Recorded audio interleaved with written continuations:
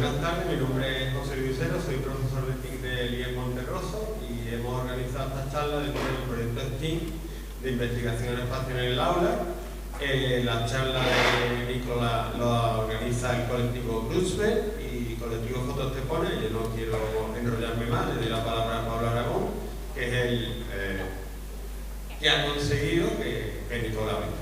¿Vale? Os dejo con él. Buenas tardes a todos.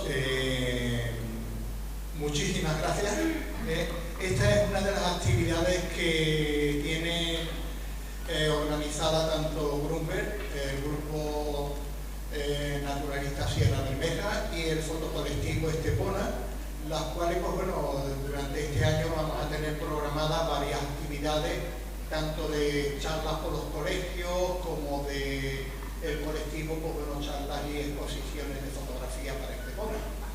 Y paso a la presentación con una pequeña introducción, que yo siempre cuando hago una charla tengo que tener presente a mi gran amigo Tomás, amigo y profesor Tomás Hormigo, el que fue mi mentor en la astronomía y que ni él ni yo pudimos llegar a lo que quisimos estudiar realmente, pero una cosa tuvimos muy clara: el amor al universo y la divulgación de la astronomía. Hace ya unos cuantos años, en una de mis charlas a los alumnos del Instituto Mediterráneo y en otras actividades convocadas por el Instituto de Astrofísica de Canarias, y de la mano del profesor don José Luis Rodríguez Cámpara, que hoy no puede estar aquí presente, pues entre ellos había un alumno que vino a España con 4 años, que estudió la primaria en el Sierra Bermeja, que pasó al Instituto Mediterráneo, que luego pasó al Instituto Alborán, que con 18 años se fue a la Universidad de Granada, que su licenciatura y máster los hizo en la Universidad de Chile, su doctorado en astrofísica la hizo en la Universidad de Grenoble de Francia, luego marchó a Ginebra, donde se hizo el postdoctorado, y desde el 2018 hasta la actualidad es académico en la Universidad Católica de Concepción. Las líneas de investigación en las que trabaja son planetas extrasolares, variabilidad estelar, actividad estelar, y es uno de los líderes del equipo que encontró el exoplaneta Ross 128b, que está a 11 años luz de nuestro sistema solar. La técnica utilizada para su investigación es la velocidad radial o efecto Doppler, usando principalmente el espectrógrafo HART instalado en el observatorio de La Silla, y colabora con equipos que buscan tránsitos de exoplanetas como el Mercurio Extra, para así poder estimar su composición, densidad y hasta conocer sus atmósferas gracias a la espectroscopía de transmisión. Hoy, ese alumno al que conocí está aquí en este Instituto Monterroso, al cual hay que darle las gracias por su ofrecimiento a este magnífico evento. Sin más dilación, pues demos paso al profesor en astrofísica, Nicolás Todillo de Fruto.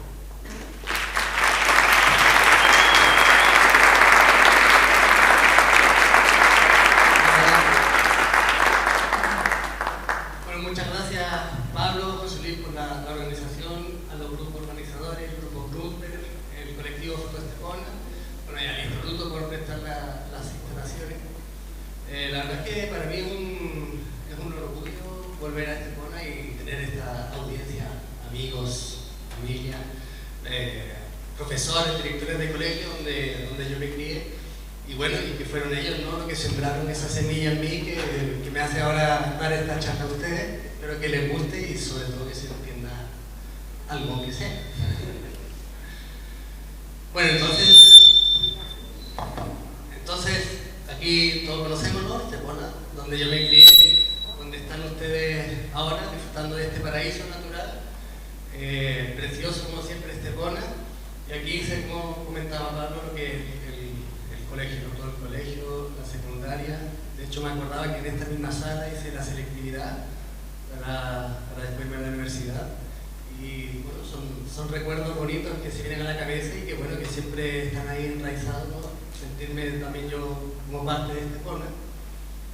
Y bueno, todos sabemos, ¿no?, dónde está Estepona. Tenemos aquí la península ibérica, donde en esta parte del sur de España pues, está Estepona, ¿no?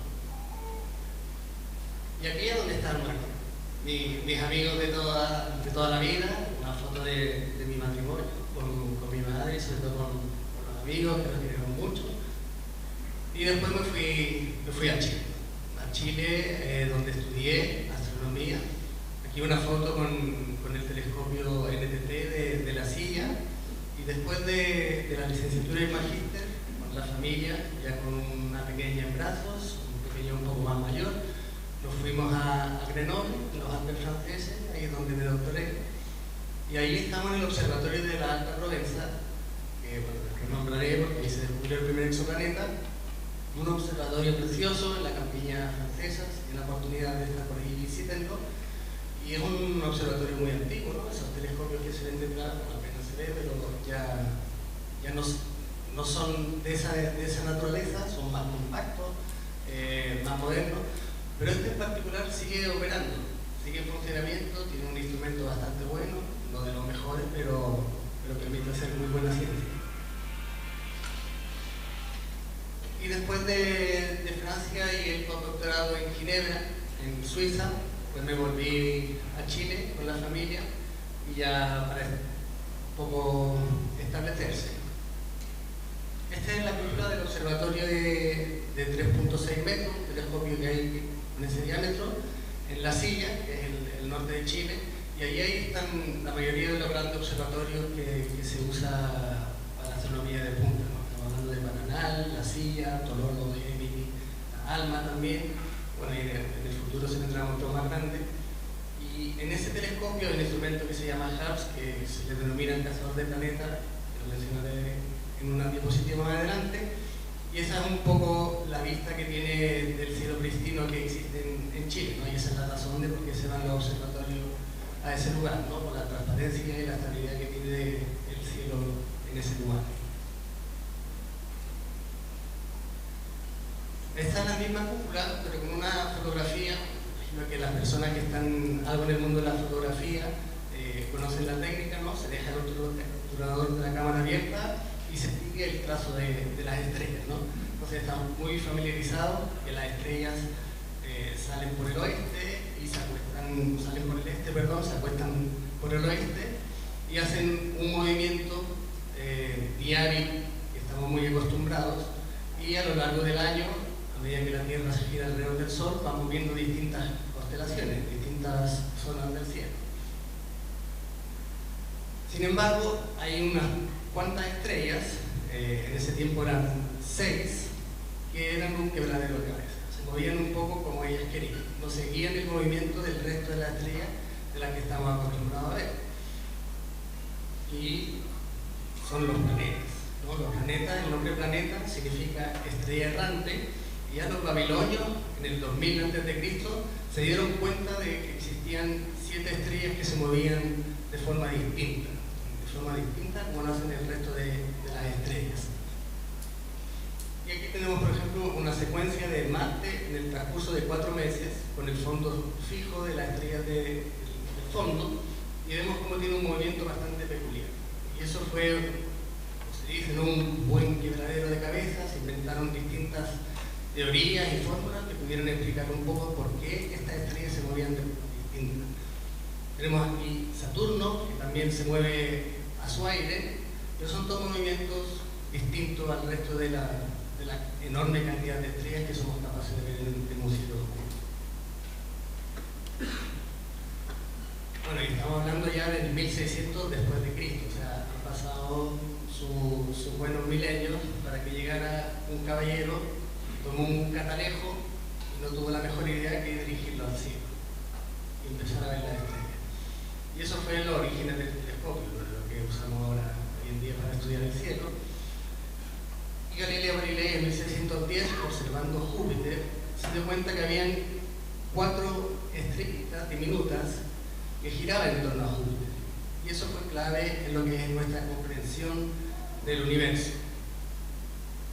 Entonces, estos son los dibujos que hacía Galileo. Tenemos Júpiter en el centro y estas son las estrellitas de las que les estaba hablando en distintas épocas, en distintas fechas, y estas iban cambiando, pero iban cambiando siempre alrededor de Júpiter. Esto fue algo, por decirlo suave, un bombazo. ¿Por qué? Porque en ese entonces la Tierra era el centro del universo. Todo giraba en torno a la Tierra y era la teoría de Ptolomeo, una teoría que se instauró en el siglo 50 a.C. y que se quedó ahí anclada por sus buenos milenios hasta que llegó Galileo demostrando de forma empírica, ¿no?, con datos de las lunas dando vueltas alrededor de Júpiter y validando la teoría de Copérnico. Copérnico, un clérigo polaco, que en el 1500 él propuso una teoría en la que el Sol estaba en el centro y los planetas giraban en torno al Sol. Sin embargo, era una teoría, no había forma de demostrarlo hasta que llegó Galileo con sus observaciones y se dio cuenta que efectivamente habían objetos en el cielo que no giran en torno a la Tierra o al Sol, sino a otros cuerpos celestes. Entonces, eso ya un poco nos ayuda a situarnos, ¿no?, en el universo. Ya no somos el centro del universo, la Tierra no está en el centro, es un planeta más que gira en torno al Sol. Entonces, aquí tenemos en el centro el Sol, la órbita de la Tierra y la órbita de Marte más externa. Entonces, con este, no sé si simple, pero con este esquema podemos ver que en distintas épocas del año, aquí hay un transcurso de aproximadamente 4 meses, pues la Tierra adelanta a Marte y hace ese movimiento, ese spinning, que es el que hace Marte en el cielo. Entonces ahí queda más claro un poco el por qué los planetas se mueven de esa manera. Y eran planetas que, bueno, de la Tierra relativamente cerca y giran en torno al Sol con respecto a las otras estrellas. Eso ya nos permitió desarrollar otro tipo de tecnología. Esa visión que tuvo Galileo, yo creo que si Galileo ve esto, lo mínimo que le puede dar a un orgasmo. Porque aquí vemos las lunas que observó, que se conocen como lunas galileanas, que observó Galileo con su pequeño catalejo, que se veía muy mal, pero él logró identificar ese movimiento. E incluso, cuando le doy esta secuencia, bueno, vemos las externas que giran en torno a Júpiter y vemos una pequeña que de repente pasa detrás de la sombra, pasó detrás de la sombra de Júpiter, y esas son observaciones un poco más modernas. Hoy en día tenemos unas aún mejores. Yo creo que esta imagen es bastante familiar, ¿no? Saturno, uno de los planetas gigantes que tiene el sistema solar, visto desde la sonda Cassini, desde detrás, ¿no? El Sol está oculto por lo que es el planeta Júpiter, y vemos aquí sus espectaculares anillos, la división de Cassini. Y bueno, las personas que seguramente ya les guste todo el tema de la astronomía sabrán identificado a ellos mismos y a nosotros. Estamos aquí. Esta es la Tierra. La Tierra vista desde Saturno, el famoso punto pálido azul que como calzar, ¿no? Entonces, claro, aparentemente eso es bastante insignificante. Aunque bueno, hacemos cosas maravillosas aquí en este puntito pálido azul. Bueno, entonces este es el esquema que tenemos aquí, ¿no? Un esquema que seguramente los niños del colegio lo pintan como de forma fácil y espontánea, pero bueno, nos hemos tardado 5.000 años en hacer un dibujo así, en representar el Sol con una serie de planetas que giran en torno a él, todos los cuerpos que hay, porque aparte del planeta, bueno, hay un montón de asteroides, tenemos 2 cinturones de asteroides, y además algo particular es que está todo muy bien ordenado. Como la foto de fin de curso, así parece el sistema solar, ¿no? Tenemos cerca de la profe, que sería el Sol, los estudiantes, los alumnos más pequeñitos, y detrás se ponen los más grandes, ¿no? Los más pequeñitos son los planetas rocosos, después está el cinturón de asteroides, y después vienen los gigantes gaseosos y después los mundos helados. Y así es como hemos entendido los planetas, la formación de planetas durante muchos años. Los planetas rocosos se tienen que formar sí o sí cerca de la estrella. Los planetas gaseosos se forman sí o sí mucho más lejos. Sí, por cierto, uno de los descubrimientos, porque desde los babilonios observaba el cielo y eran todos descubrimientos que se veían. Había que coger a simple vista o con el instrumento, se veía el objeto en sí. Pero a mí uno de los descubrimientos que más me gusta fue el de Neptuno. Y el que más me gusta es Neptuno porque fue el único que no fue descubierto mirando. Fue descubierto en una oficina haciendo cálculos. Urbain Le Verrier fue un francés que se dio cuenta de que Urano presentaba unos movimientos un poquito perturbados, ¿no? Un poquito de vez en cuando aceleraba, a veces frenaba, y él dijo, esto tiene que ser por la presencia de un planeta que todavía no hemos descubierto. Y ese planeta fue Neptuno. Entonces Le Verrier, con sus cálculos, hizo las efemérides de dónde había que apuntar el telescopio para descubrir un nuevo planeta, y fue así como un poquito después de 1846 descubrieron Neptuno, ¿no? Entonces a mí me gusta mucho porque es una evidencia de que la mecánica celeste funciona.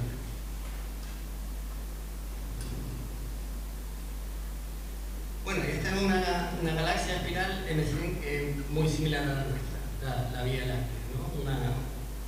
Un conjunto de estrellas que giran en torno a un núcleo, y este tamaño pues son aproximadamente 100.000 años luz.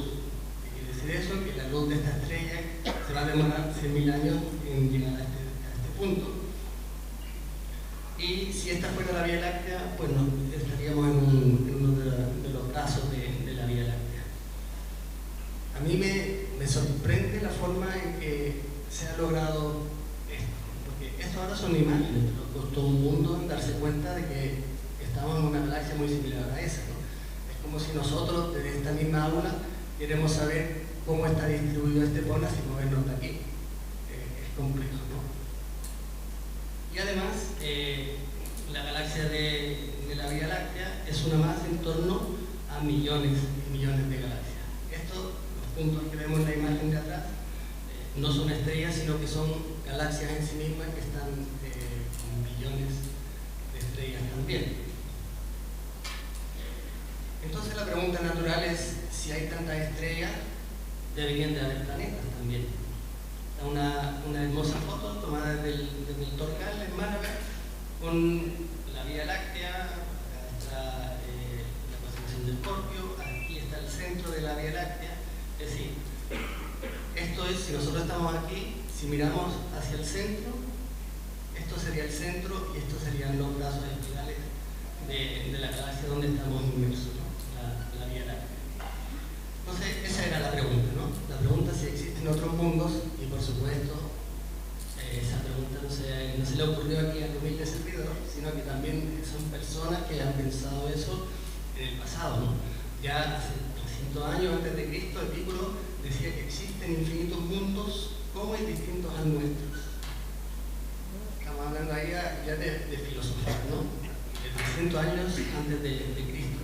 Alberto Magno decía que hay otros mundos o solo uno. Y esa es una de las más sublimes preguntas. Preguntarse si existen otros mundos como el nuestro. Giordano Bruno, 1584, ya mencionaba, hay innumerables tierras, todas girando en torno a sus soles, de la misma forma que lo hacen los 7 planetas de nuestro sistema. Los innumerables mundos no son menos habitados que la Tierra, mencionaba Giordano Bruno. O sea, un hombre con visiones, podemos decir, ¿no? O sea, porque no solo habla de que sí, que existen otras tierras, sino que seguramente también están habitadas. Entonces esas son preguntas, ¿no? que como que le hacen un poco de cosquilla al evento magna, y siempre quiere saber más si existen otros mundos, si se parecen o son muy distintos al nuestro, y sobre todo saber si existe vida en otros rincones del universo o si es que estamos solos. Yo creo que las dos respuestas, o sea, son igual de flipantes, ¿no? Bien, entonces han pasado milenios con esa pregunta dando vuelta hasta que se empezó a abordar de forma ya un poco más científica, ¿no? Con el método científico. Antes era simplemente especulaciones súper bonitas, pero bueno, así funciona la ciencia, hay que demostrar las ideas que uno tiene. Y esto de la búsqueda de planetas era algo de locos, ¿no? Las grandes agencias, instituciones no invertían fondos en buscar planetas. ¿Por qué? Porque es muy difícil.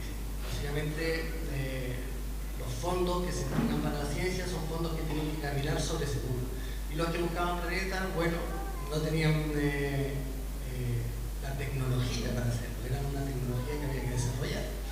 Y fue justamente en lo que trabajó Michel Mayor, el caballero del centro, su tesista Didier Queloz, en el lado de la derecha, y un óptico francés, André Balland. Dijeron, bueno, tenemos un poco de dinero, vamos a construir nosotros mismos, ya que no existe, un instrumento, a ver si tiene la precisión suficiente para encontrar planetas. Antes de ellos hubo detecciones que fueron falsas, obviamente fueron refutadas por lo complicado que es detectar planetas. Entonces ellos, con el telescopio donde salía mi mujer con mi hijo, antes en la foto, en Alta Provenza, y lo que hicieron ellos, con una idea original, fue instalar al telescopio una fibra óptica que llevaba la luz al instrumento que estaba controlado en temperatura y presión, porque eso es lo que ayuda a tener la precisión necesaria para detectar exoplanetas. Entonces, eran 1990 y tanto, ya tenían construido ese instrumento, entonces había que calibrar. Y obviamente mandan al estudiante a calibrar el instrumento, y al mismo tiempo estaban los Estados Unidos también con una pequeña campaña de búsqueda de exoplanetas, pero ellos iban más, tenían el instrumento puesto, pero sabían que ellos tenían que buscar cosas como lo conocemos en el sistema solar. En el sistema solar lo más fácil de detectar, si hubiera un extraterrestre que quisiera encontrar algún planeta aquí, sería Júpiter, porque es el más grande. Entonces se tenía esa idea en ese tiempo, que hay que detectar planetas como Júpiter, es decir, planetas gigantes, pero que van a tardar 11 años en dar la vuelta a su estrella. Entonces los de Estados Unidos, con 11 años tenemos bastante tiempo en calibrar nuestro instrumento, así que nos lo vamos a tomar con calma. Y por otro lado, los suizos y franceses querían automatizar el proceso. Era la tesis justamente de Didier Queloz. Ellos dos fueron premio Nobel de Física hace unos pocos años. Bueno, entonces Didier Queloz está calibrando su instrumento y veía variaciones periódicas en el instrumento. Y esas variaciones periódicas se daban casi cada día o cada 2 días. Entonces, bueno, lo primero que hace algún profesor es decir al estudiante, bueno, vuelve a hacerlo y lo revisas. Y volvían a aparecer las mismas variaciones que no tenían explicación aparente desde el punto de vista del instrumento. Entonces, ya dándole más vueltas, volvió, fue después de un periodo de vacaciones, volvió el profesor con sus estudiantes, miraron de nuevo los datos, y lo que observó el estudiante no era un problema del instrumento, sino que era un exoplaneta, que era 51 Pegasi B, en la constelación de Pegaso. ¿Y por qué se tardaron tanto en darse cuenta de que estaba viendo el estudiante en un exoplaneta? Porque no conocemos nada como lo que ellos descubrieron. Me refiero a que este exoplaneta es un planeta como Júpiter, pero que da una vuelta a su estrella cada 4 días. Júpiter tarda 11 años. Entonces, como nosotros construimos todos nuestros modelos de formación y evolución de planetas en torno al sistema solar, era imposible que hubiera un planeta como Júpiter tan cerca de su estrella.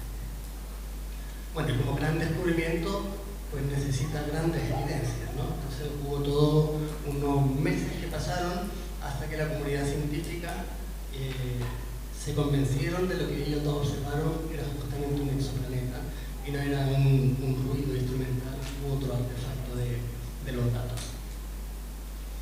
y después lograron confirmarlo, grupos independientes.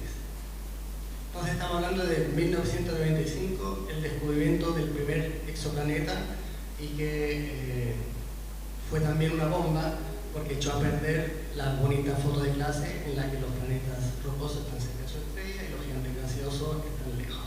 Aquí teníamos un planeta gigante gaseoso muy cerca de su estrella. Bueno, y cómo funciona la ciencia entonces, hay que actualizar y que nuestros modelos también puedan describir lo que estamos viendo. Años más tarde ya se logra ver directamente exoplanetas. Son muy pocos. El descubrimiento de 59 Pegasi son descubrimientos indirectos, no se logra ver el exoplaneta. Pero hay unos pocos que sí se logra ver. En el centro tenemos una estrella que está tapada, se llama una técnica de coronografía, y no es otra cosa ver cuando alguien va en la calle y te saluda, está contra luz, pone la mano podría como un coronógrafo, tapa el sol para poder ver a la persona que está. Es un poco la idea que está. Tapamos la estrella y vemos lo que queda. Y aquí en este caso vemos que quedan 4 puntos luminosos que son exoplanetas. Y uno, con un periodo de 45 años, 100 años, 190 años y 460 años, tardan esos exoplanetas en dar vuelta a su estrella. Son los menos este tipo de descubrimiento porque se tienen que dar en torno a exoplanetas muy jóvenes, que son muy calientes y por lo tanto emiten una cantidad de luz que nosotros podemos detectar. De lo contrario, siempre son en detecciones indirectas. Vemos los efectos de los exoplanetas, pero no los vemos directamente. Y aquí tenemos una fotografía del Sol, que son manchas solares. Y esto, ¿qué es lo que es? Un tránsito en Mercurio. Desde la Tierra hay 2 planetas que transitan delante del Sol, que son Mercurio y Venus. Entonces, de vez en cuando pasan delante del disco solar, formando lo que se conoce como un tránsito. Si el objeto celeste es más grande y logra tapar todo el Sol, es un eclipse. Y esta es una de las técnicas que se usa justamente para buscar exoplanetas. Las estrellas no las logramos ver como el Sol, por lo lejos que están, son fuentes puntuales. Pero lo que sí podemos hacer es medir la cantidad de luz que recibimos de esa estrella.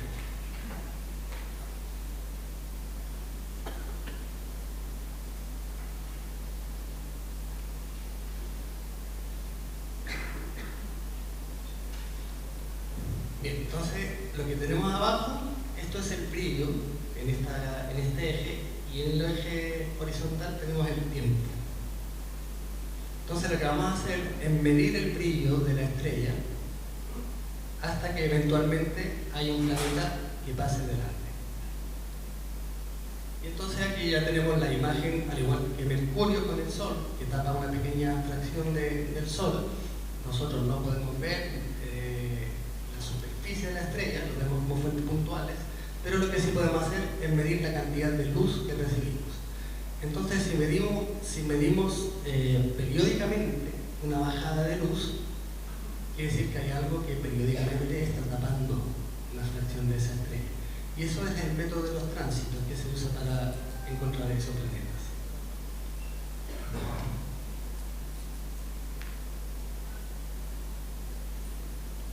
Para las personas que tienen un ojo más fino, no sé si se han dado cuenta, que a medida que el planeta orbita su estrella, vemos la parte diurna, es decir, aquí en esta zona del planeta es de día, es decir, aquí hay un poquito más de luz, debido al reflejo del exoplaneta.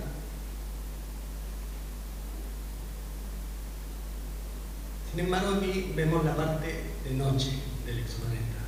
Hay un poquito más, esa luz reflejada del exoplaneta ya no contribuye, y tenemos igual un poquito de menos de luz, aunque el planeta no transita. Es decir, aquí hay una pequeña variación, que es la luz reflejada del exoplaneta en su estrella. Y eso nos indica un poco si es que tiene atmósfera, si es que es muy radiactiva, etc. Entonces, el método de los tránsitos. Periodicidades en el decrecimiento de la luz. Este método ha sido muy exitoso. El 80% de los descubrimientos de los exoplanetas han sido gracias a los tránsitos, y Y la particularidad del método de los tránsitos es que cuánto baja la luz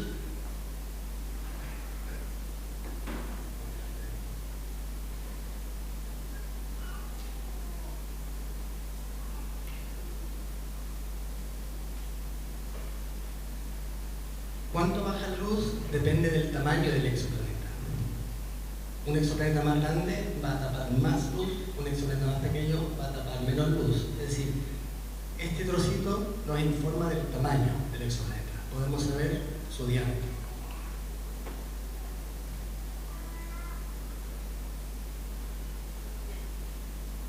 Y este es otro método de detección, un poquito más complicado, voy a intentar a ver si se entiende.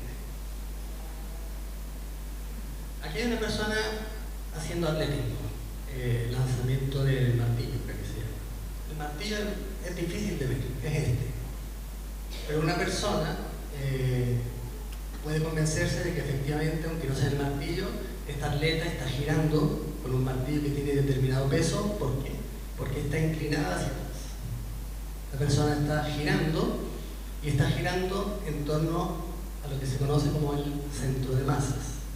El centro de masa es donde está su pie, que es el punto estable. Entonces, tanto el martillo como la persona están girando en torno a este punto que es el centro de masas. Es decir, el centro de masa de un objeto uniforme, como una regla, va a ser el centro de la regla, pero sin embargo para un martillo que tiene la mayor parte de su peso en un lado, el centro de masa va a estar en el lado. Bueno, y como la física es universal, lo mismo tiene que pasar con las estrellas. Si la estrella tiene un exoplaneta que no se va a ver, entre ambos va a haber un centro de masa también. Y eso es lo que se conoce como el baricentro. Entonces ahí le pedimos disculpas a Copérnico porque la Tierra no gira en torno al Sol. Los planetas del sistema solar no giran en torno al Sol, giran en torno al centro de masa del sistema solar, incluido el Sol. Es decir, el Sol también se está moviendo.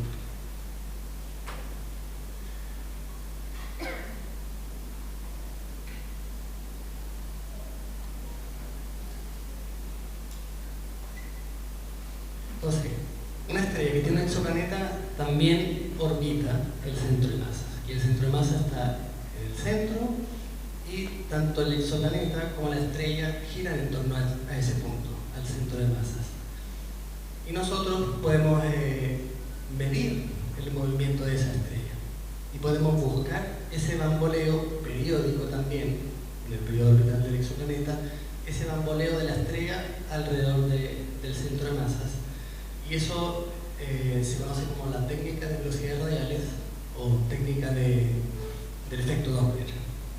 No sé si les suena el efecto Doppler. ¿Sí? Porque si no, hacemos hacer un poco de ruido.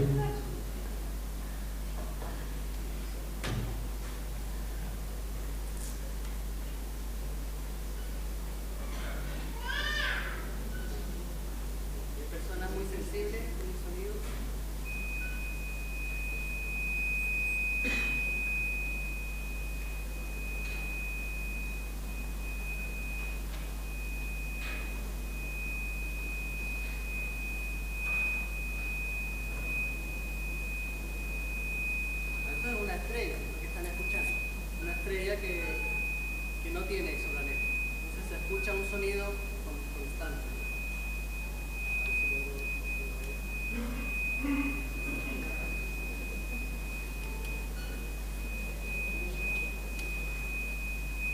Ahora, si la estrella tiene un exoplaneta, ya el sonido va a cambiar. Ha salido eyectado el exoplaneta.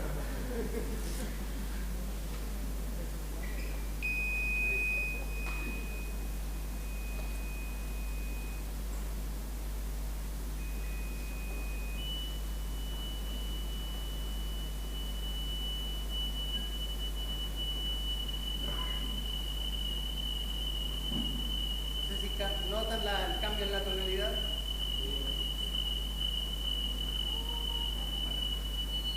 Sin exoplaneta, con exoplaneta.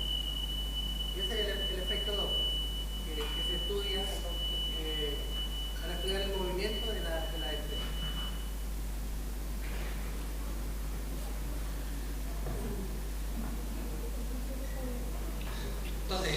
ese efecto Doppler se da en cualquier tipo de onda, ¿no? La luz también es una onda, entonces sufre o se ve impactada por el efecto Doppler, y es lo que nos permite detectar exoplanetas.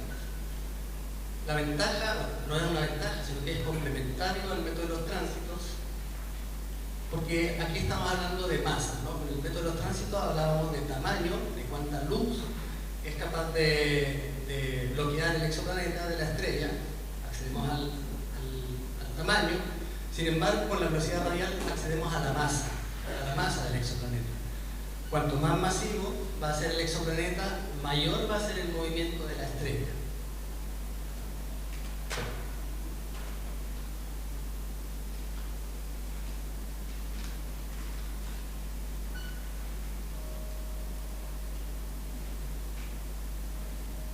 Esto es un recuento de los exoplanetas que conocemos a la fecha, distribuidos en el cielo. En el año 98,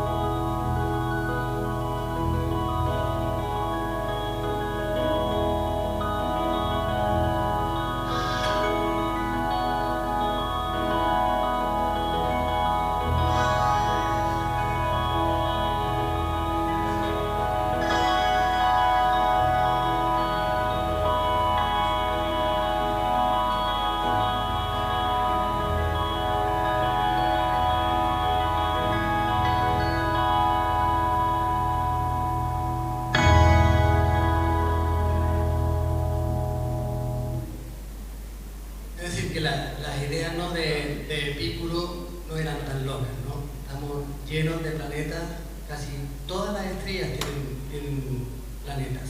Y estos pueden presentarse solo, hay estrellas con un solo planeta, o hay estrellas con varios planetas, sistemas multiplanetarios. Entonces, hoy en día se conocen más de 5.000 exoplanetas. Es decir, en un pequeño transcurso de 25 años, desde el primer descubrimiento, ha sido un boom lo de los exoplanetas.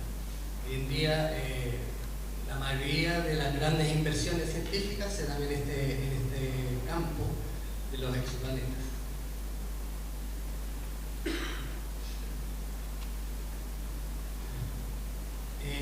Así es como luce un exoplaneta cuando se detecta.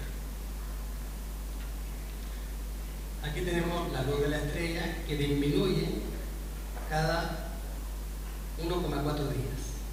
Este exoplaneta tarda 1,4 días y lo que vemos es esto. Al mismo tiempo, para el mismo sistema, le medimos la velocidad radial a la estrella y vemos que varía de esta forma. Aquí el eje Y son las velocidades y aquí vendría siendo la fase orbital, o todo esto es 1,4 días. Es decir, que la estrella tiene este movimiento. Ambos son característicos de la presencia de un exoplaneta. Lo bonito de este sistema es que logramos, a través de medir esta cantidad, saber el tamaño del exoplaneta, que es un 40% más grande que el tamaño de la Tierra, y es unas 4,5 veces más masivo que la Tierra. Este descubrimiento fue hecho con el satélite de la NASA, TESS, para los tránsitos, y con el espectrógrafo HARPS en la silla para las velocidades radiales. Lo que es bueno de este tipo de sistemas, porque los tránsitos no se dan siempre, tiene que haber una alineación en el plano de la órbita del exoplaneta con nosotros. Si un exoplaneta, si está de canto, lo vamos a ver en tránsito, si no, no lo podemos ver. Los mejores casos es cuando tenemos las dos cosas, la capacidad de medir el radio y la masa. ¿Por qué? Porque entonces tenemos densidad. Con masa y tamaño tenemos densidad. Aquí tenemos masa de Tierra, o sea, masa del exoplaneta en veces la Tierra, tamaño del exoplaneta en veces la Tierra también. Entonces la Tierra sería 1, 1. Y elevado a 0 es 1. ¿Qué es entonces lo interesante de los sistemas donde tenemos tránsito y velocidad radial al mismo tiempo? Que podemos saber su densidad y hacernos una idea de la estructura interna del exoplaneta. Las líneas de colores son modelos de composición de distintos materiales. Tenemos hierro, hierro con roca, roca pura, roca con agua y agua pura. Es decir, donde se sitúen los puntos, si es que sabemos su tamaño y su masa, ya nos tenemos una idea de qué está hecho este exoplaneta. Esto es una locura, ¿no? Porque no podemos ni ir allí ni verlos, simplemente viendo la luz de la estrella. Y estos son algunos de los exoplanetas que hemos descubierto. Exoplanetas más pequeños, menos masivos que la Tierra, creo que GJ367b, y después muchos rocosos. Tenemos aquí exoplanetas rocosos en el círculo rojo. Tenemos unos tipos de exoplanetas que también fueron súper interesantes porque no existen en el sistema solar, que son los mundos océanos. Los mundos océanos son planetas que en su mayor parte tienen agua, y de eso hay muchos. Y ahora lo que se escapan de las líneas de colores aquí arriba son los gigantes gaseosos. Ahí empiezan a tener tanta masa que atraen por gravedad mucho del gas que está cuando se forma la estrella, y rápidamente se convierten en gigantes gaseosos. Y ahora estamos en una época dorada con todos estos instrumentos de tecnología que nos permite tener excelentes precisiones, y uno de ellos, que me imagino que me escuchan hablar, es el telescopio espacial James Webb. Es un telescopio de 6 metros que se mandó recientemente. Y aquí vemos una de las imágenes que es capaz de capturar el telescopio James Webb. Lo que tenemos aquí son galaxias que están muy lejos y forman, no se logra ver muy bien, pero aquí hay unos arcos que son lentes gravitatorias que se producen por la deformación del espacio, y la lente actúa como una lupa, es decir, amplifica la luz que está detrás, y eso permite, con las observaciones del telescopio Webb, observar galaxias cuando el universo tenía solamente 700 millones de años. Es decir, estamos viendo 13.000 millones de años atrás en el pasado. Y aquí tenemos otro ejemplo. Después las imágenes que más gustan, porque son preciosas, también el telescopio espacial James Webb. Tenemos aquí la nebulosa Carina, y las nebulosas son la maternidad estelar, ¿no? Las estrellas se forman en nebulosas, y aquí tenemos 3 ejemplos: esta zona anaranjada, otra aquí y otra aquí. Ahí hay estrellas que están en formación, protoestrellas. En cuanto ya terminen de formarse, con los vientos van a expulsar el gas hacia afuera y van a quedar los embriones de los planetas que allí se van a formar. Sin embargo, de las observaciones del telescopio James Webb, mis favoritas no son imágenes, son un poco más feas. Entonces veamos por qué. Cuando el exoplaneta transita, pasa delante de la estrella. Si el exoplaneta tiene una atmósfera, hay una pequeña fracción de la luz que va a ser bloqueada por el exoplaneta, vamos a estar en la sombra. Sin embargo, va a haber una fracción aún más pequeña que se va a filtrar por la atmósfera del exoplaneta, es decir, que los componentes químicos que hay en esa atmósfera van a quedar impregnados en la luz que después pase hacia el observador que está después. Y eso se llama espectroscopía por transmisión, y nos permite detectar no solo exoplanetas, sino las atmósferas, si es que hay atmósfera, saber de qué están hechas, e incluso saber medir sus vientos, presiones, temperatura. Entonces, lo que vemos aquí es cantidad de luz en este eje, y aquí color o longitud de onda de forma más técnica. Entonces, lo que observamos para los exoplanetas, algunos, no todos, es que también tienen esta disminución en la luz azul, que no es otra cosa, un fenómeno que se llama scattering, y es el que produce el cielo azul de la Tierra. Es decir, que si observamos un espectro de un exoplaneta que está pendiente en el azul, es porque también su cielo es azul. Después, para exoplanetas podemos detectar sodio, y también lo tiene nuestra atmósfera. Hay muchas el sodio es un elemento muy abundante en la atmósfera del exoplaneta, que está más en el color verde amarillo, y la Tierra tiene una capa de sodio en su atmósfera que podemos ver aquí también verde amarillenta y más alto. Es decir, aquí son alturas menores en la atmósfera que respecto a este punto. El sodio está más elevado, y después hay otros colores que simplemente pasan. Colores que pasan, por ejemplo aquí el rojo, todas las alturas, los pics aquí, es porque ha sido bloqueado por la atmósfera del planeta. Y los colores que pasan, por ejemplo aquí hay mucho rojo que pasa, lo podemos ver por ejemplo durante un eclipse de luna. Durante un eclipse de luna, la luna, a diferencia de un eclipse de sol, no desaparece completamente porque siempre va a haber una pequeña fracción de luz que va a atravesar la atmósfera de la Tierra y se va a reflejar en la luna y le va a dar ese tono rojizo que vemos durante un eclipse de luna. Entonces, el rojo de la luna en los eclipses es debido a la atmósfera de la Tierra. Entonces, estas son las imágenes que a mí más me gustan del James Webb. Reconozco que son un poco más feas, pero trae muchísima información. Esto es uno de los últimos observaciones del telescopio James Webb, que observó un exoplaneta llamado WASP-39b. Y lo que vemos aquí es cantidad de luz bloqueada, y aquí tenemos color. Y vemos que aquí la cantidad de luz bloqueada depende del color. Estas como montañitas nos dicen que este exoplaneta tiene una atmósfera. ¿Y dónde se sitúan estas montañitas? Tenemos una aquí, otra aquí. Por ejemplo, esta se debe al dióxido de carbono. Es decir, ya sabemos que ese exoplaneta en su atmósfera tiene dióxido de carbono. Bueno, en realidad se sabía de antes del James Webb. También se observó sodio y se observó también agua. El exoplaneta WASP-39 tiene agua. Lo que no se sabía, y que fue uno de los primeros booms del telescopio Webb, es sulfuro de dióxido. Un exoplaneta con sulfuro de dióxido no se sabía que existía antes, y es súper positivo. Los astrónomos no tenían ni idea de por qué había sulfuro de dióxido aquí, y los químicos, la explicación que dan es que existe una interacción entre el viento de la estrella, de WASP-39, con su atmósfera, y que produce que haya dióxido de sulfuro, que lo podemos ver aquí.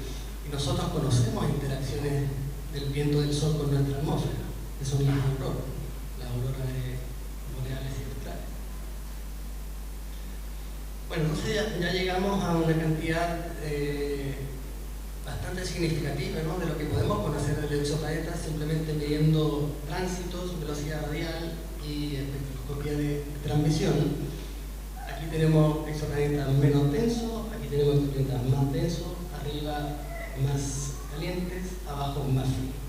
Tenemos Mercurio, situado aquí, la Tierra, Júpiter y Saturno. Entonces ya le podemos agregar la variable temperatura. Teníamos antes la variable tamaño, masa, atmósfera, y ahora introducimos la variable temperatura, y vemos que al lado de la Tierra, esto es temperatura, hay varios exoplanetas que parecen tener una temperatura similar a la Tierra. Y la temperatura nos interesa mucho por esa famosa habitabilidad. La búsqueda de exoplanetas tiene en sí misma una de las grandes preguntas de si estamos solos o no, es decir, buscar vida fuera del sistema solar. Y aquí está la lista de los exoplanetas potencialmente habitables a la fecha de 5 de enero de 2023.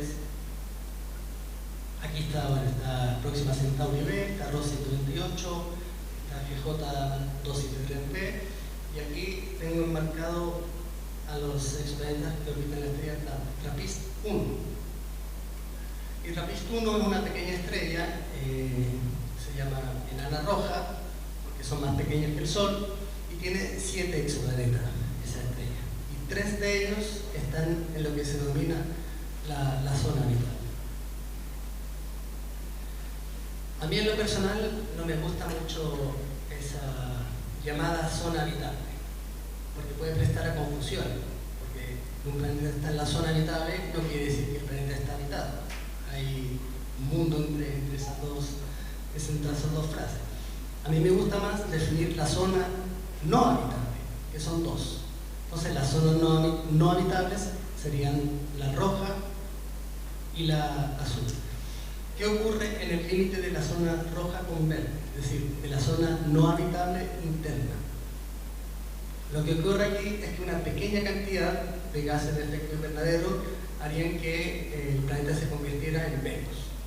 Venus tiene una temperatura tal del Sol que no sería muy elevada. Sin embargo, por la composición de su atmósfera existe un efecto invernadero descontrolado que hace que Venus tenga una temperatura de su superficie de 500 grados. Es decir, que la zona habitable no solo depende de que tan lejos esté el planeta de su estrella, ¿no? Cuando nosotros vamos al campo, hacemos una fogatita, pues nos ponemos más cerca o más lejos y ni muy caliente ni muy frío. Pero para el exoplaneta existe una variable adicional a la distancia a la estrella, que es su atmósfera. ¿Por qué? Porque pensamos que para que haya desarrollo de vida tiene que existir una atmósfera. Y las atmósferas contienen gases que hacen efecto invernadero.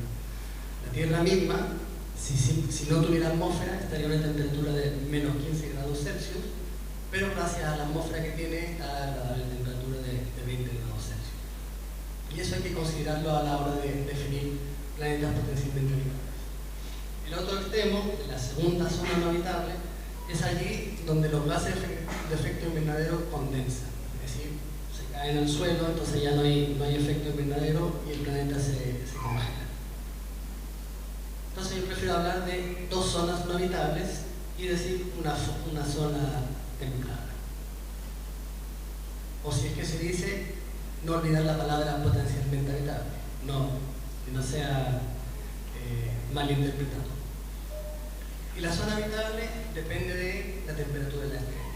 Es decir, temperaturas más frías, la zona habitable va a estar más cerca de la estrella, temperaturas más calientes, la zona habitable tiene que estar más lejos, ¿no? Hace sentido. Y eso ha hecho también que exista un gran interés en buscar exoplanetas en torno a las estrellas más pequeñas, que son las enanas rojas, las estrellas más frías. Y además tenemos que agregar de que los exoplanetas tienen que ser rocosos.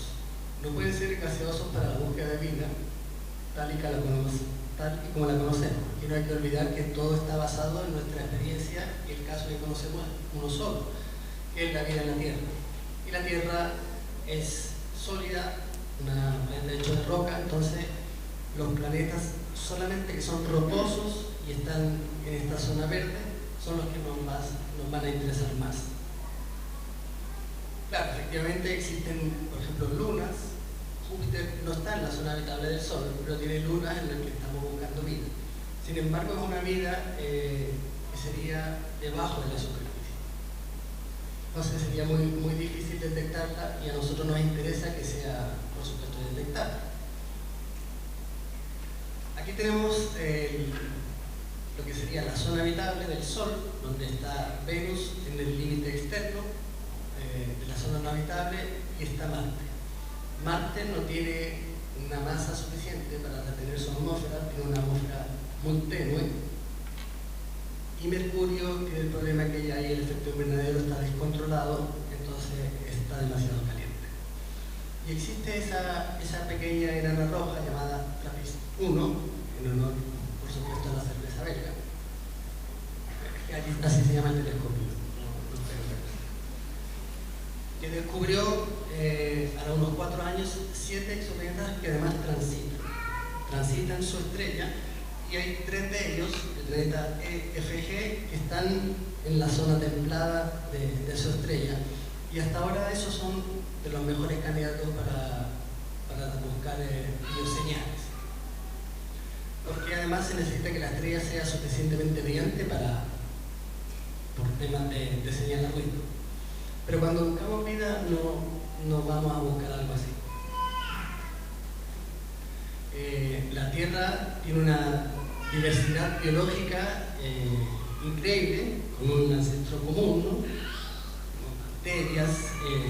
Con respecto a vida debajo de la superficie, lo complicado también es que la vida en la Tierra es lo que es gracias a la fotosíntesis. Entonces, si existe vida debajo de la superficie, no va a existir fotosíntesis.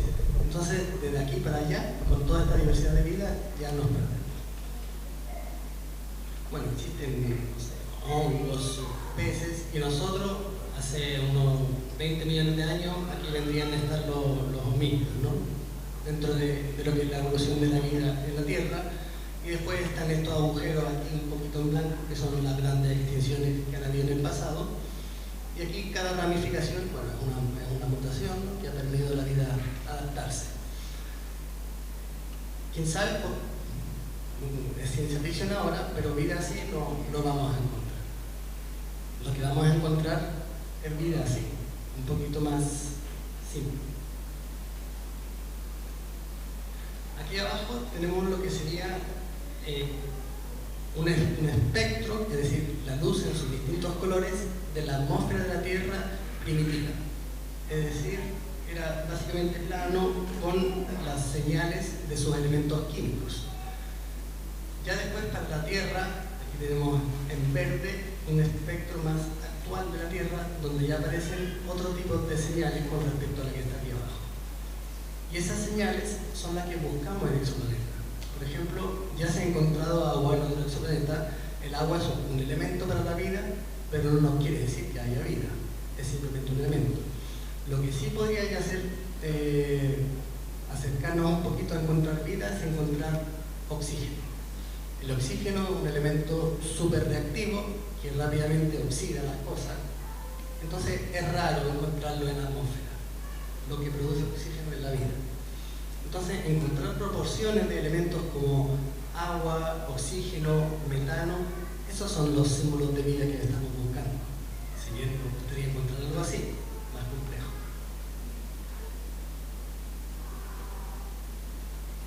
Y es lo que se espera que el telescopio Webb haga con los planetas que giran en torno a la estrella trapista, buscar ese tipo de signos de vida.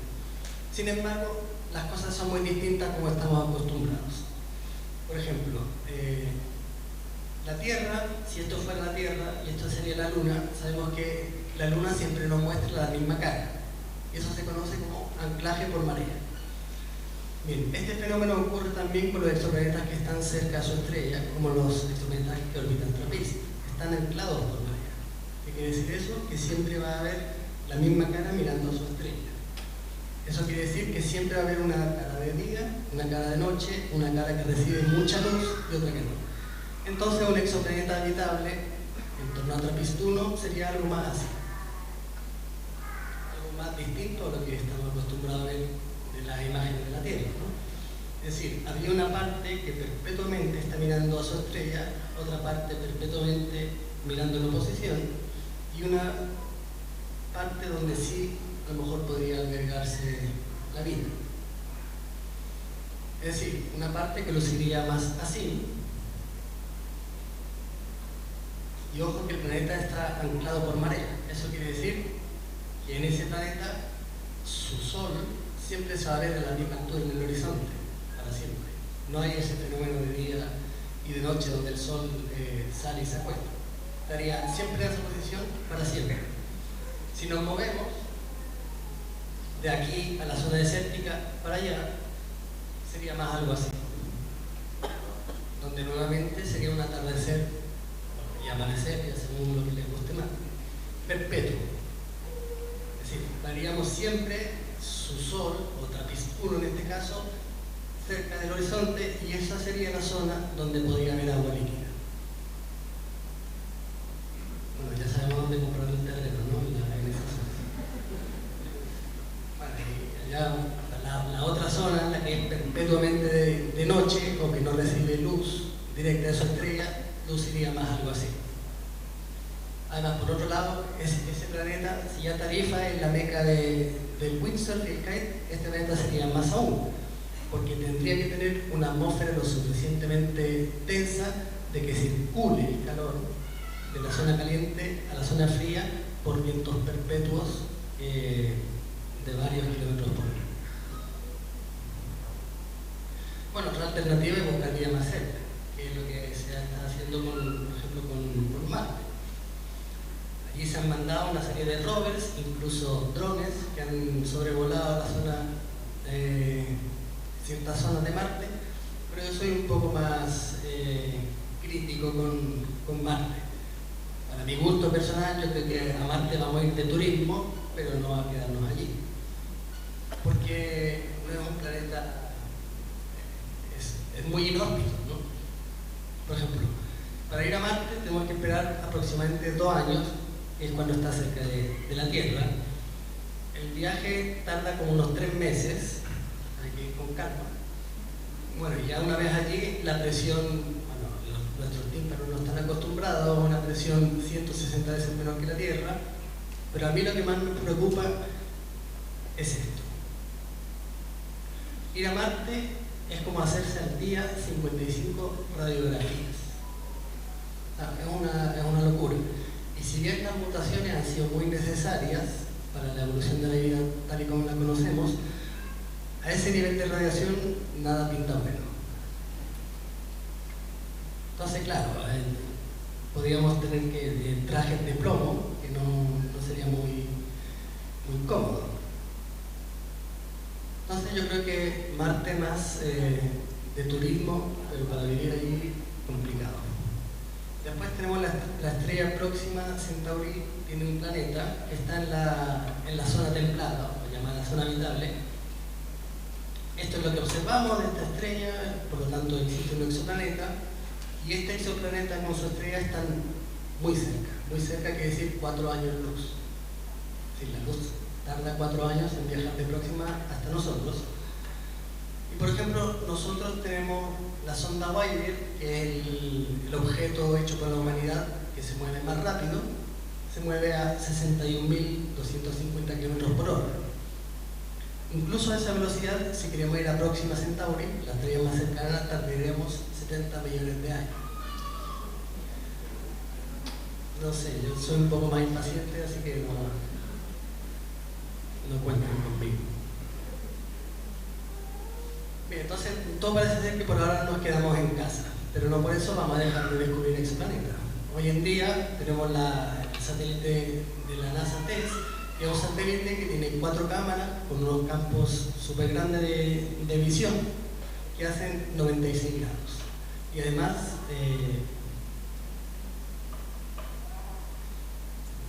este satélite va girando, es decir, que va mapeando todo el cielo. Es decir, que aquí ya el descubrimiento de exoplanetas es una escala industrial, ¿no? Y este TESS ya tiene del orden de 10.000 exoplanetas candidatos que se tienen que confirmar. Se tienen que confirmar con nuevas observaciones y de forma independiente. Esta es una foto que tomé desde el Observatorio de la Silla. Aquí tenemos Paraná, en Chile. Entonces, esas son las herramientas que tenemos hoy en día para esa búsqueda de exoplanetas, eventualmente búsqueda de vida. En el futuro, en el 2030, va a entrar a operación el telescopio extremadamente grande, con un espejo de casi 40 metros, y ese es el que tiene más posibilidades, o va a estar hecho para encontrar, buscar señales de vida. El James Webb, si bien es el último juguetito, no está diseñado para buscar vida, está diseñado para estudiar atmósferas de exoplanetas un poco más parecidos a Neptuno que a la Tierra. No llega a esa precisión todavía. Pero bueno, aunque como cualquier niño, juguete nuevo, ya estamos pensando en el siguiente.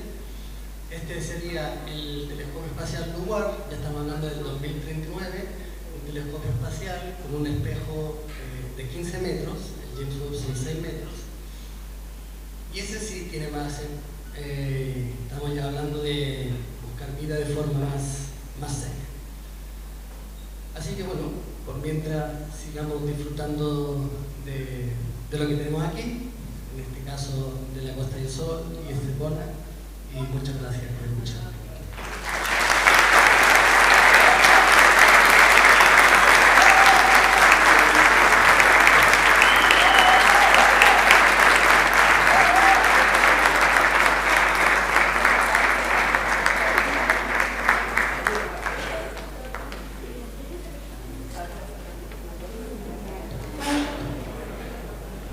Si alguien tiene que hacerle alguna pregunta, que levante la mano.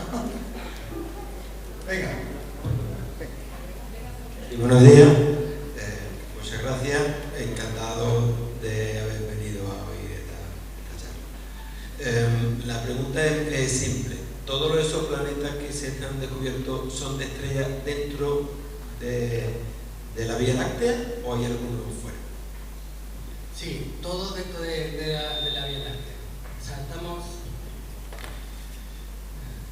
sondeando una parte muy pequeña de lo que es la Vía Láctea, ¿no? Porque tenemos que tener una estrella suficientemente brillante para poder detectar su luz. Ahí viene. Bien, entonces, si esto es la Vía Láctea, nosotros estamos situados aquí y la zona donde hemos encontrado exoplaneta sería más o menos así.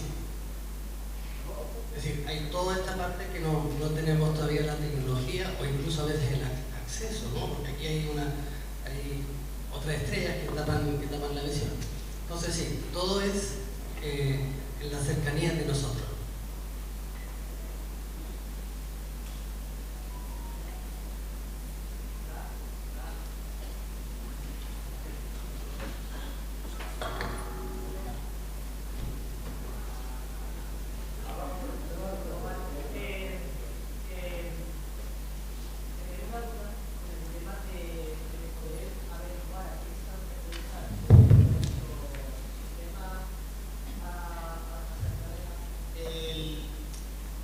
¿Cómo se puede calcular esos números? Y el saber cómo está formado el planeta, dónde se encuentra, su peso, cómo está formada la atmósfera.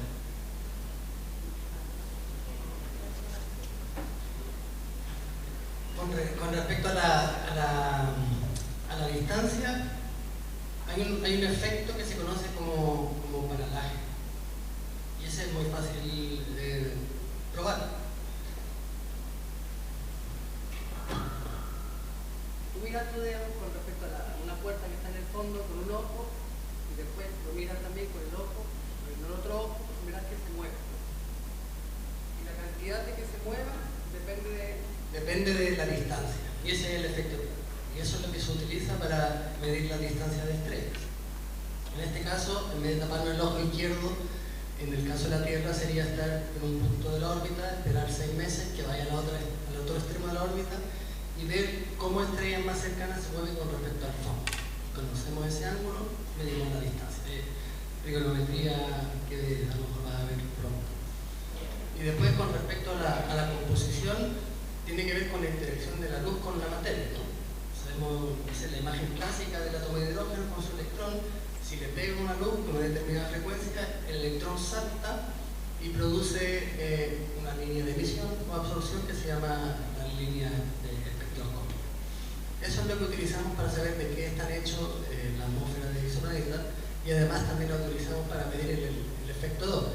Esas líneas nosotros sabemos en qué color se sitúan exactamente, sin embargo si es que se mueven un poquito es debido al efecto doble, podemos medir entonces la velocidad de la estrella. La velocidad de la estrella nos da el tamaño y estudiar el espectro nos da la composición, si es que tiene una atmósfera.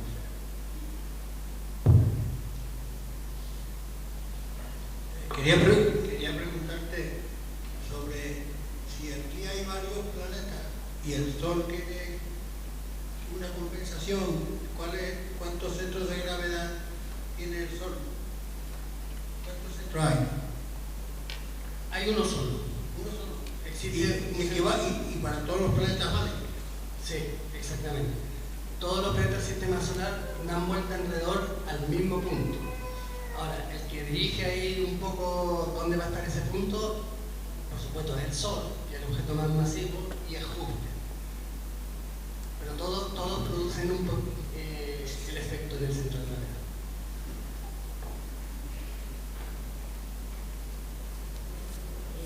Buenas tardes.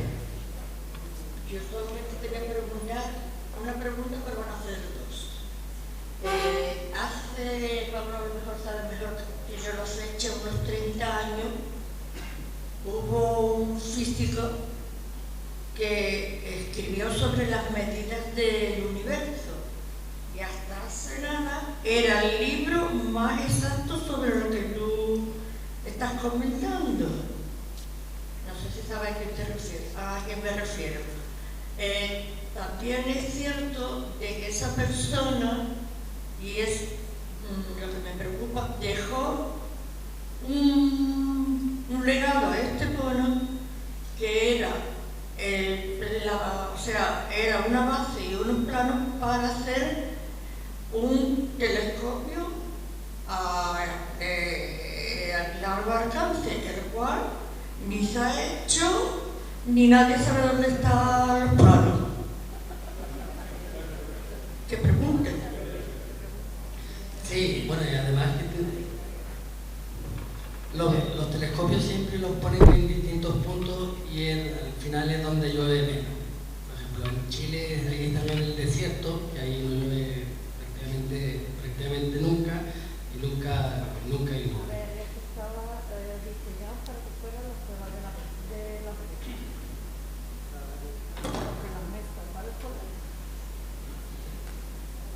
Y por lo que es el libro, pues la verdad es que no me suena, porque eso va cambiando constantemente. A ver, la segunda edición se ha sacado hace poco. La ha sacado la ciudad de la ficción de Valencia. No sé si se acuerda, me da el... No, si te vas con la foto, te vas en blanco. El libro al que hace referencia es el libro que escribió Tomás Hormigo. Siendo profesor de física, pues recopiló en este libro las preguntas más frecuentes que les hacían los alumnos cuando él hablaba de astronomía. Poco menos lo que está explicando aquí: cómo se puede pesar la luna, cómo se mide la velocidad de la luz, cómo la midieron, cómo midieron el diámetro de la Tierra hace casi 3.000 años, todo con las matemáticas. Y él escribió ese libro que se llama Las medidas del universo, que se reeditó nuevamente a través del Planetario de Valencia, de la Ciudad de las Ciencias de Valencia, ¿vale? Por ahí lo podéis encontrar. Se llama Las medidas del universo. Ah, perfecto, entonces lo voy a buscar yo también, ahora que lo menciono, porque... En la biblioteca municipal, el que quiera verlo, debe de haber un volumen. Se le olvidó poner los artículos. Fue súper interesante, además Tomás Hormigo, que si bien era profesor en Málaga, ¿no? De vez en cuando venía a Estepona y yo me acuerdo que en el Mar del Volano organizamos una charla con Tomás, justamente.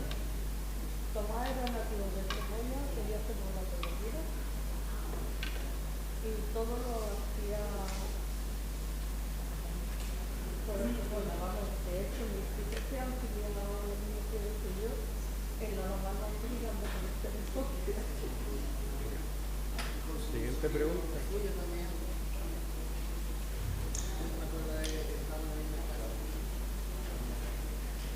Sí, vale. Bueno, gracias por la charla, la verdad que está muy bien. Yo tenía una duda, porque con lo de la espectroscopía, claro, yo eso lo entiendo y demás, porque cada elemento químico tiene su emisión, su longitud de onda y tal, pero me preguntaba que, claro, eso, ¿en qué momento se hace esa medición? Entiendo que si es durante el tránsito no se puede, ¿no? Porque está la estrella de fondo y supongo, no lo sé, esa es la duda, que no se puede hacer la medición precisamente porque hay demasiada, a lo mejor, luz de la estrella. Entonces la duda era esa: ¿en qué momento de la detección o, bueno, en qué momento se hace esa medición?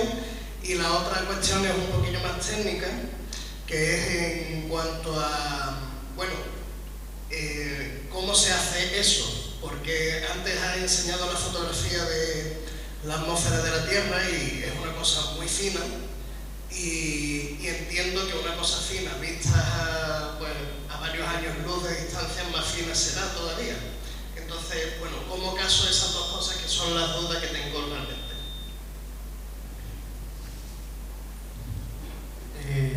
Muchas gracias, la verdad que son grandes preguntas y esas dudas son súper buenas. A veces la pregunta para explicarlo un poco mejor.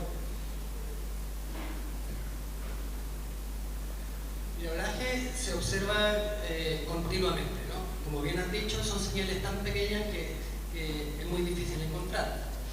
Es como, no sé, si quieren escuchar a alguien en un concierto de Metallica, es complicado, ¿no? Porque hay mucho, hay otro entorno. Y lo mismo ocurre aquí. Entonces hay veces que tenemos que medir muchísimas veces para llegar a aumentar la señal. Por ejemplo, en el caso de la espectroscopía de transmisión, para encontrar la atmósfera, hay dos puntos claves donde sí o sí tenemos que observar. Uno es cuando el planeta está lo más alejado posible de su estrella, fuera del tránsito, se conoce, y aquí se toma un espectro. Esperamos a que el planeta transite y cuando está transitando, ahí tomamos espectros continuamente. Dejamos que termine y volvemos a tomar espectros. Entonces lo que hacemos es comparar los espectros cuando el planeta está en tránsito con los que están fuera de tránsito. ¿Por qué? Porque todas las diferencias que se produzcan entre esos dos espectros simplemente van a ser debido a la atmósfera de ese exoplaneta.